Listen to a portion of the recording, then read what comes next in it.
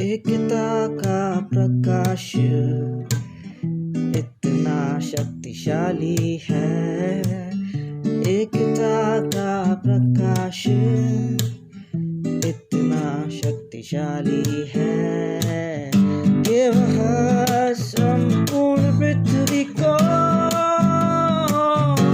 प्रकाशित कर सकता है, प्रकाशित कर सकता है।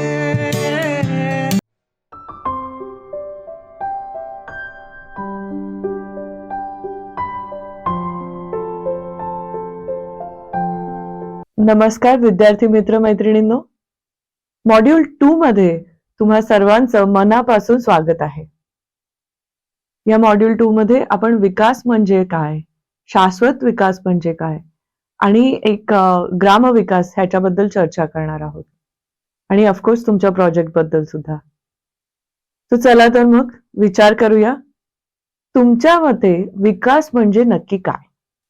असा विचार करा, आर्थिक वाढीद्वारे अधिकाधिक वापर करणे शक्य होणे किंवा चांगले शिक्षण आणि आरोग्य इत्यादींद्वारे मानवी विकास घडणे। विचार करा थोडासा।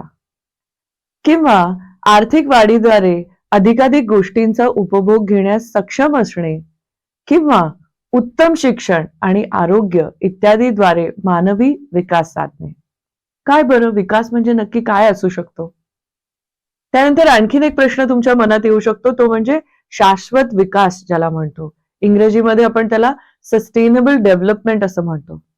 मग हे सस्टेनेबल डेव्हलपमेंट म्हणजे नक्की काय, असाही प्रश्न तुमच्या मनामध्ये येऊ शकतो। प्रिय मित्रमैत्रिणींनो, विकासाच्या सुरुवातीच्या दशकांमध्ये म्हणजे जेव्हापासून हा डेव्हलपमेंट किंवा विकासाला सुरुवात झाली, तेव्हा साधारणपणे 50व्या दशकापासून विकासाचा भर हा कशावरती होता? तर विकासाचा भर स्वयं शाश्वत राहू शकेल अशा औद्योगिकरणावरती होता। मालाची आयात कमी करणे आणि निर्यात वाढवणे हा त्यामागचा मुख्य उद्देश होता। मग अशा प्रकारे निर्माण होणारी संपत्ती गरजूंना थेट मदत म्हणून न देता उत्पादक कामांमध्ये पुन्हा पुन्हा गुंतवली जावी असाही विश्वास होता त्या काळी। मग त्या केंद्रबिंदूचा अंतिम परिणाम काय झाला असावा, तुम्हाला काय वाटतंय? अशा प्रकारे जर विकासावर भर दिल्याचा अंतिम परिणाम काय झाला, असा जर आपण प्रश्न आपल्या आजूबाजूला मांडला तर आपल्याला असं दिसून येतं की लोकांमधील वाढती विषमता। असे देश होते जिथे जमीन सुधारणेला आणि मोठ्या प्रमाणावर शिक्षण आणि आरोग्य सेवेला प्रोत्साहन दिले गेले। त्याचा परिणाम काय झाला? परिणामी गरीब लोकांची स्थिती सुधारली, पण इतरत्र सामाजिक प्रगतीच्या इतर सर्व पैलूंपेक्षा आर्थिक वाढीवरच भर देण्यात आला। मग गरिबांना आर्थिक वाढीचा फायदा होत नाही असे 1970 पर्यंत स्पष्ट झालं।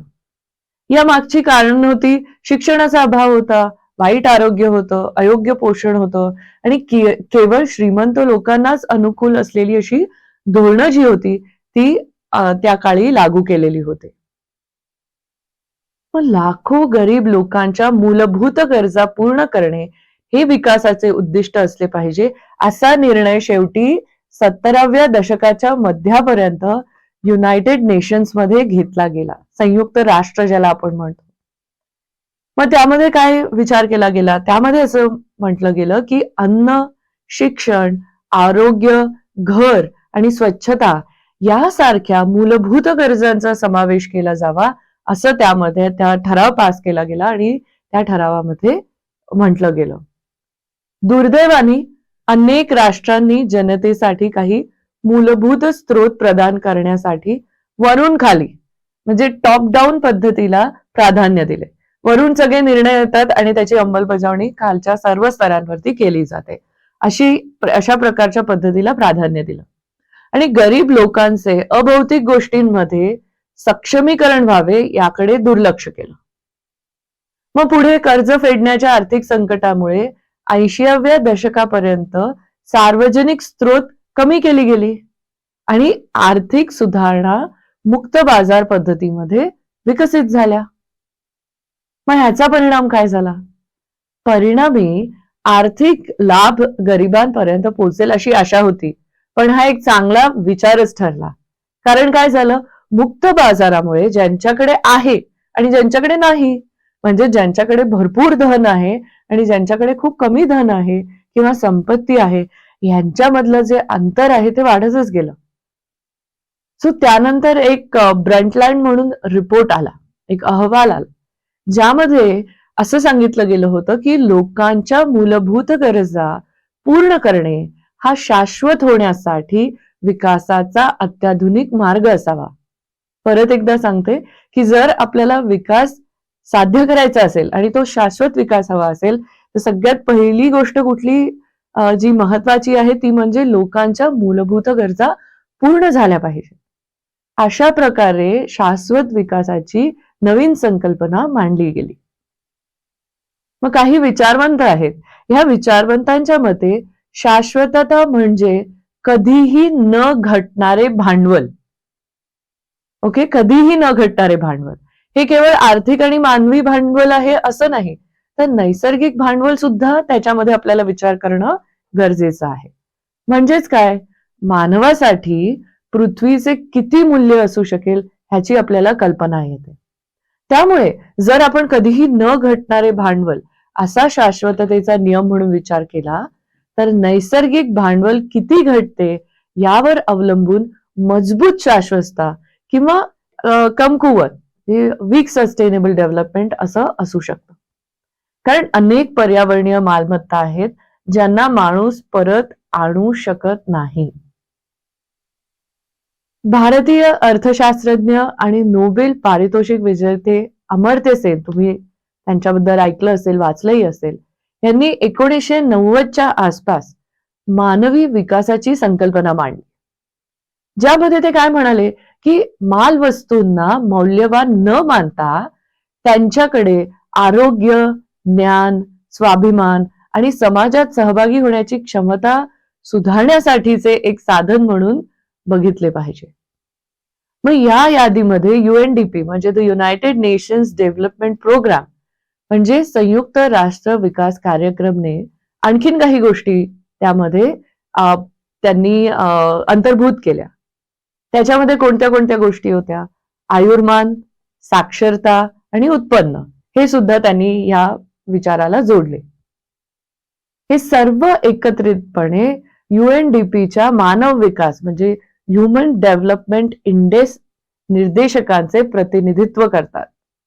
आपण बघणार आहोत हे निर्देशांक म्हणजे काय, याच्याबद्दल आपण पुढे चर्चा करणार आहोत, जिथे मानवी विकास आणि आर्थिक वाढ बरोबरीने होते. तेव्हा या दोन्ही गोष्टी दीर्घकाळ एकमेकांना बळकट करत असतात असे 1996च्या मानव विकास अहवालात दिसून आले. प्रिय विद्यार्थी मित्रमैत्रिणींनो, तुम्हाला एक अध्ययन कृती देण्यात आलेली आहे.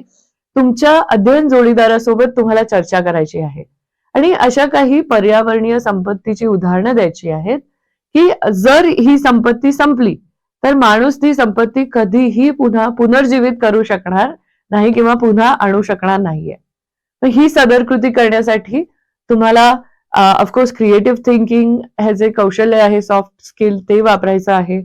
त्यानंतर काही टूल्स आहेत त्यांचा तुम्ही वापर करू शकता.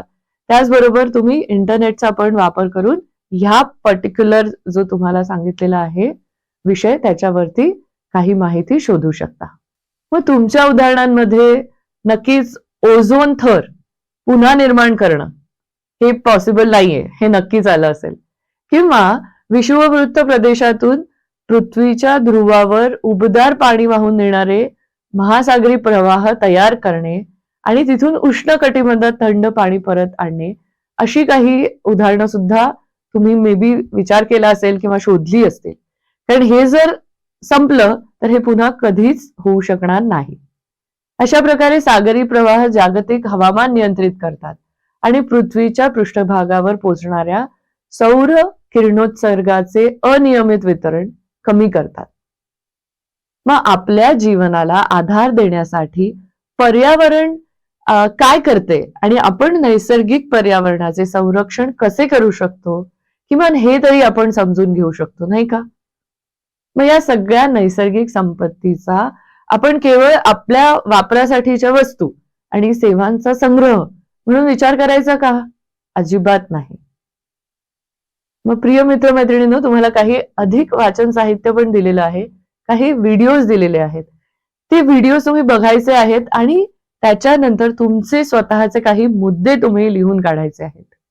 या मॉड्यूलच्या शेवटी तुम्हाला एक अंतिम निबंध लिहिण्यासाठी सांगितलं जाईल. त्यामुळे हे जे मुद्दे तुम्ही लिहून काढणार आहात ना, याचा नक्कीच फायदा तुम्हाला तो निबंध लिहिण्यासाठी होणार आहे. आपण या भागाच्या शेवटी आलेलो आहोत. विकास म्हणजे नक्की काय याबाबत आपण चर्चा करायला सुरुवात केलेली आहे. धन्यवाद.